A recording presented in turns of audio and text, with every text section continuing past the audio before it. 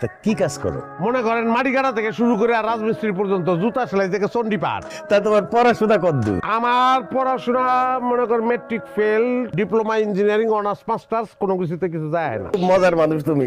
আমার সাথে তোমার সম্পর্কটা তো মজার না। না, আমি মজা করতেছি না চাচা। আমি আপনার বাড়িতে মাটি কাটতে আইছি, ওই যে বাজারে জাফরেলের কাছে আপনি বদলা বুঝতেছেন না, একটা লোক লাগবো, আমি সেই লোক। তুমি রবিন শেখ না?